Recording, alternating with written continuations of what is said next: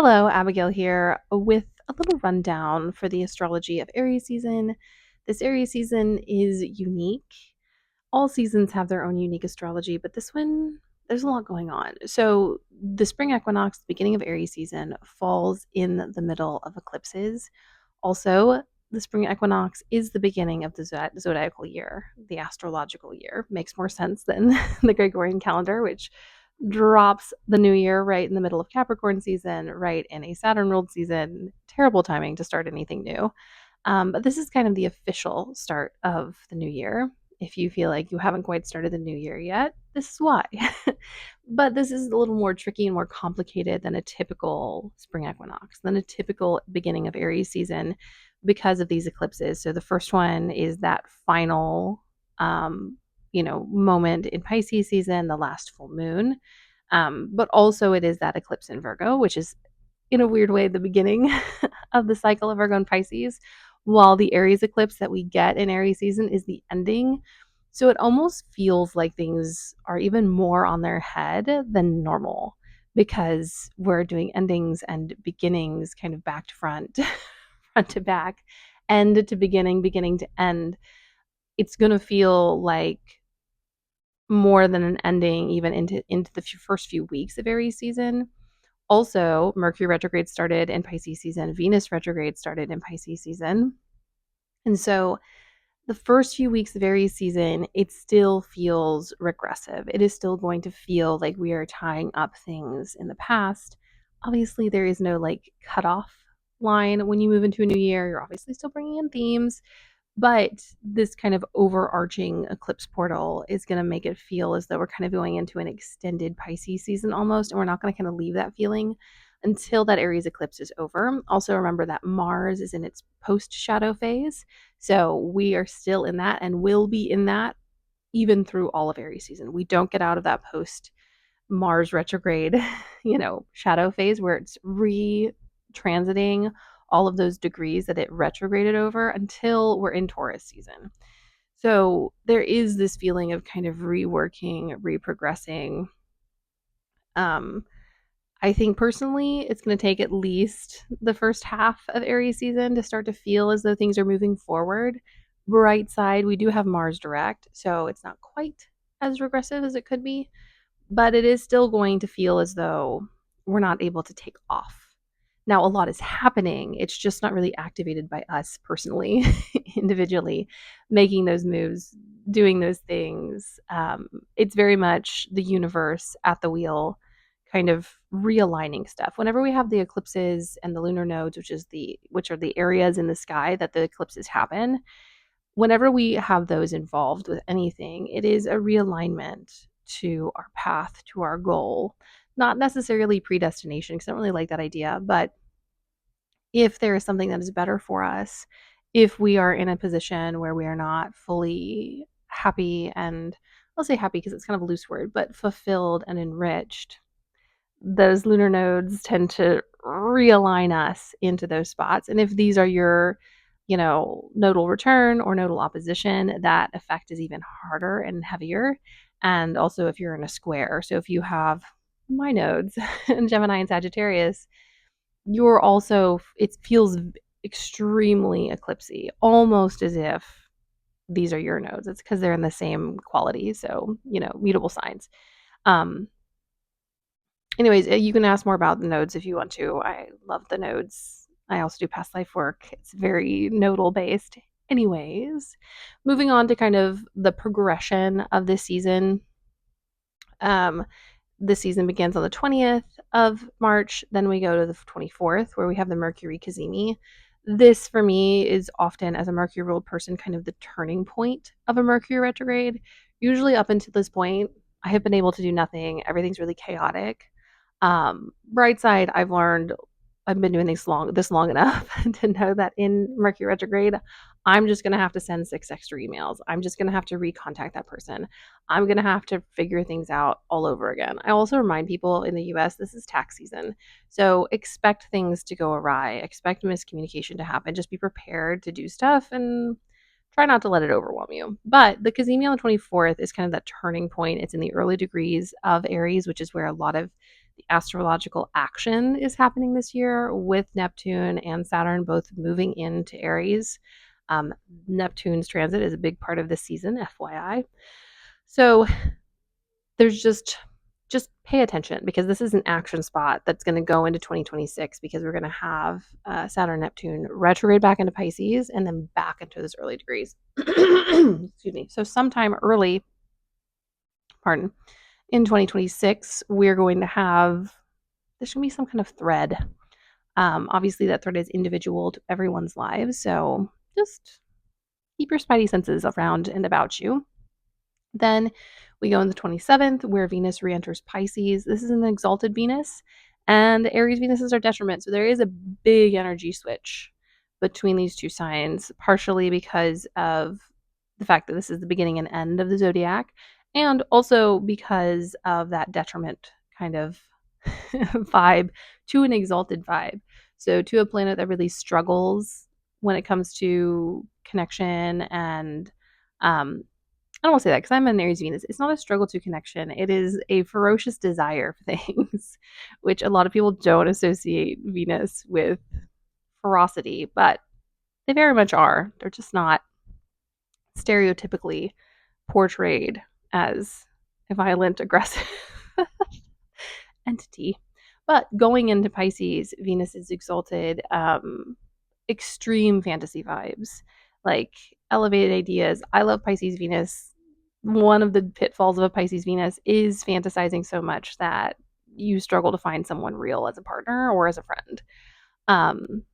But on the beautiful side, once that Pisces Venus is able to self actualize, there's kind of this limitless beauty that they get to infuse in everything they do. And that's kind of the energy that we're going back into.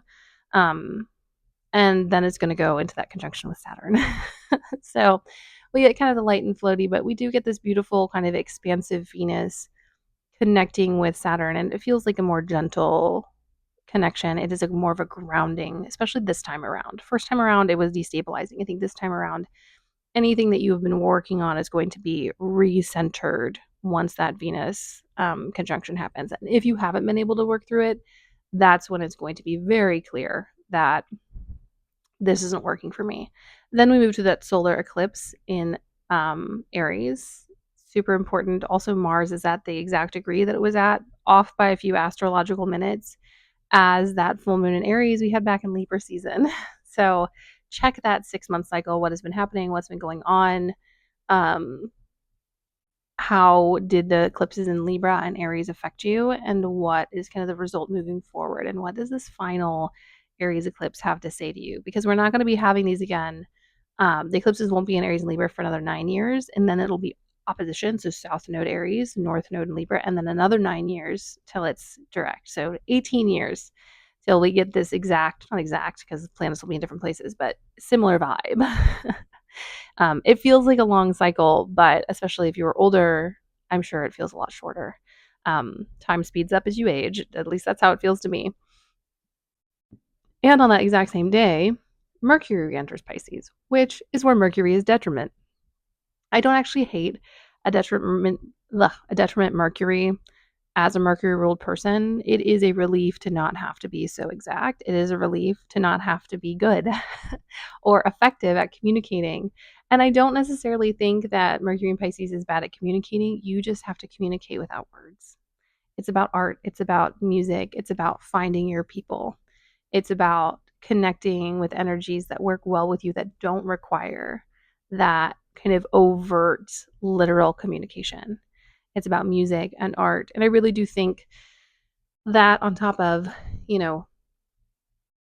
Venus in Pisces, we get this really kind of soupy, dreamy vibe just in time for Neptune to go into Aries on the 30th. So we get kind of this 24 hours of kind of rich, really high powered, Piscean energy adjacent to Neptune. And then Neptune goes into Aries, which is a whole different energy that we've been building toward for a while now. And then we get to experience this kind of sharper, more direct Neptunian moment, which is, I think, both very needed at this time and also going to be very unsettling because we are used to that dreamy, magical Neptune in Pisces, the modern ruler existing in its home. And now it's going into a place that isn't very Neptunian. Let's just be real. It's dirt, it's grime, it's sweat, it's blood, it is Aries, it's overexcited and probably understimulated, but also overstimulated at the same time. But I do think we need this energy for the times that we live in, and we've been building towards it. And I think a lot of things are going to become clearer once Neptune is in Aries. Maybe not on the front of conflict, but on the front of, oh, what's been happening? Oh, I didn't know that was going on. Glad to know that now. So I think a lot of masks are going to come off with Neptune and Aries. Also, Neptune and Aries historically has a lot of ties to like religious reformations. So if I remember correctly, yeah, it was during the Protestant Reformation. Um, there's a lot of ties to Neptune's transit and religious beliefs and shifts. Um, It'll be interesting to see exactly what this one is. Start paying once again. I'm always like, pull out your notebooks, start taking notes. You don't have to if you don't want to. But this is going to be a big transition for religion and belief and a lot to do around the work I do. I think a lot of people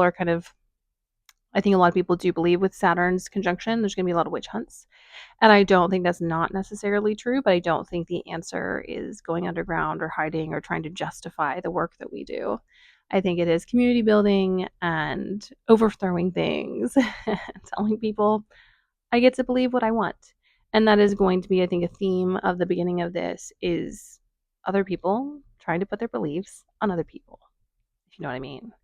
And it's the time, even if you have a very set belief, it is the time for us to advocate for everyone to believe what they want to believe, for everyone to exist in the spiritual and emotional ecosystem that works best for them.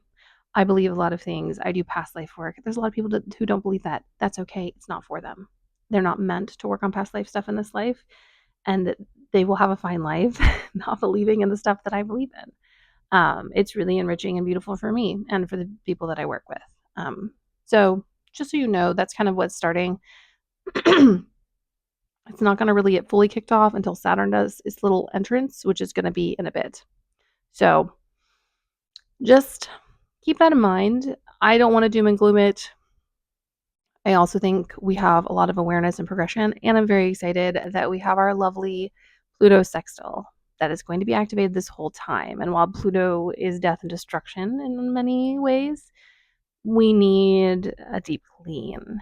And Neptune and Pluto together hand in hand are going to be doing that. And I am thrilled about it, even if it's going to be hard. And that has a lot to say about my own birth chart.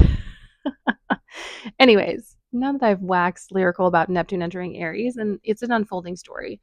Like you can look back at an astrology, you can make really solid predictions, but you also kind of have to be aware of what's going on and also know that we don't know everything and we're not meant to. And as a diviner, I'm given the information, and as a spiritual person, you are too, the information and knowledge that you need at the time to manage what you are given at the time. We don't need to be all knowing. I never feel pressed to prove to someone that I can do what I can do. If you believe it, it's going to work for you, believe me. And I have a lot of faith in my own divinatory skills, partially because I have a really excellent set of guides and angels and spirits and ancestors who help me. Anyways, moving on. Then we go into April, and we have on the 7th, Mercury is direct. So we get that Mercury direct in Aries season as we kind of head into this like next few days, like the next 10 days. A lot of stuff happens that is really forward moving and really activating and feels like from this point on, maybe more starting with that Neptune moving in to Aries. From the end of March, things start to pick up pace pretty fast. So we get that Mercury direct. We still have that 3-week shadow period. That's okay. We'll see what that does in Taurus season. Don't need to borrow it. And then we get a full moon in Libra, which I'm really excited for. It's going to be really beautiful. Libra is also Venus ruled, and Venus goes direct that day, which is interesting because that Virgo eclipse, and I always find that While Virgo and Libra are side to side and have, very different qualities and rulers, they do have similar functions in some ways. And a Virgo Libra pair can either be a really excellent, stable, well balanced group, or they can be an absolute nightmare of toxicity. That is, they're either such a sweet pairing as a couple or a friendship that you're just like, oh my gosh, what a gorgeous friendship slash relationship, or it's absolute trash. And in this moment, it does feel that both of them are kind of doing their own thing because Mercury stationed retrograde right after the Virgo eclipse. And now we have this beautiful Libra eclipse where Venus is direct, and it feels like progress. It feels like healing. And especially with that full moon, a culmination of sorts. It's that kind of final wrapping up of the nodal story, because this is the first like Libra moment that we've had for a while that's not an eclipse. So really enjoy this. It's on the 12th of April. Really enjoy this day, this moment, the energy, Venus stationing direct in an exalted position. It's just really beautiful and lovely, especially since we've been through so much so far. So take that, enjoy it, soak it up. Then on the 16th, we have Mercury entering into Aries again. And we're getting closer and closer to getting out of this, you know, tangled web of retrogrades. Once again, communication becomes clearer. People are ready to put on their boxing gloves. It's going to feel really good. It's going to also feel really clarifying because as each of these planets enters the first 0 to first degree of Neptune, not Neptune. It is currently the Mercury retrograde while we're talking. It's actually the day it stations. Great. The first degrees of Aries, they go into that conjunction with Neptune, and we start to get the story of Neptune and Aries, which is a long story, but we start to feel what's going to happen. Neptune often causes confusion and a lack of perspective, but if you were down for that, and if you are ready to engage in symbols and dreams and undertones, it'll really work out for you. Don't expect anything literal or direct, especially with kind of the conflict between Neptune and the energy of Mars. But it's going to be really sweet and beautiful. And then on, I can't even read my own handwriting here. Is that the 18th? God. Dyslexia doesn't really make for pristine writing. I'll just say that. Mars enters into Leo, and we get a trine with Neptune, which is interesting because different signs, but it rules that one.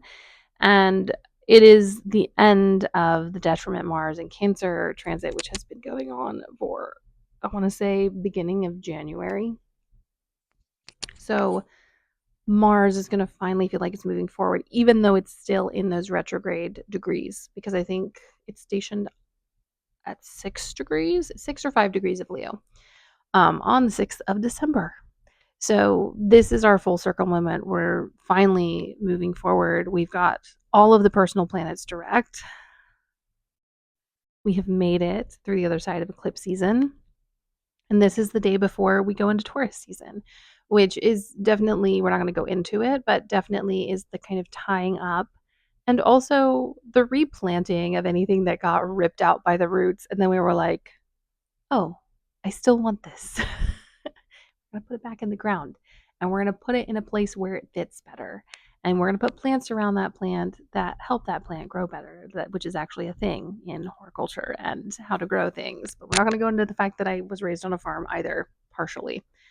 So just a lot of really sweet, beautiful astrology towards the end. Doesn't mean we don't have some in the middle. It's just all very much wrapped in that retrograde package, which can sometimes be hard to digest in the moment. I'll also say about retrogrades, like I said, around the Kazemi, I tend to get, maybe not on the day of the Kazemi, but a few days after, I start to feel progress as a Mercury ruled person. Not progress that I can control, but I'm not spinning my wheels. I have things to do. Venus retrogrades for me, I kind of chew through that a month out. So the post shadow period is where I get my insight from. It really depends on your chart and has nothing to do with skill. It depends on what your specific signs are in, what you're ruled by, yada yada. Like I said, with the Mercury one, I actually move a little faster when people are still struggling with it because Mercury and I are so close as a Mercury ruled person. In this Venus retrograde, I don't know. It's my natal Venus, so this will be a fun experience. I wasn't studying astrology the last time that this happened in 2017. So, you know, I will now get to figure out at what phase I understand this. I will say, I think I might be confused when Venus is in Pisces a bit because I don't really have any planets in Pisces. It's my seventh house. It's a lot about other people. But I will say I've been pretty on it with Venus and Aries. I'm like, oh, and it's also in detriment. So I'm like, oh, more of the same BS. Cool, cool. Anyways, my loves, that is Aries season. Feel free to ask me any questions in the comments. And please like and subscribe. It makes my day. Also, I will be doing the tarot scopes. I release 2 a day when I don't have other things to release. For Sun, Moon, and Rising, if you have a stellium, more than 3 planets in a sign, and it's not your Sun, Moon, or Rising, feel free to also check out that because it's basically wherever you have a kind of culmination. No, why can't I think of that's Mercury retrograde? It's not condensation. I'm not going to try to find the right word. When you have a bunch of things in a sign and there's a lot of energy there, it is wise to look into that. Tragic that I lost my vocabulary. Anyways, I will see you all in different space and time, and happy Aries season, blessed spring equinox. And I know it feels regressive, but enjoy the spring. Get out, do things. No, things are going to start to move ahead for a little bit, at least self directed things. The universe is on a trip right now. Um, but yeah, enjoy what you can and take as much downtime as you can. This type of energy, it just takes so much to process it. Rest is your best friend, especially at the beginning part when a lot of stuff is in water signs. I know the sun is in Aries and it's exalted, but Saturn, Neptune for the first little bit, Venus and Mercury for the last little bit, Mars until the day before, all in water signs. Rest, recuperate, care for yourselves and the ones that you love, and I will see you later.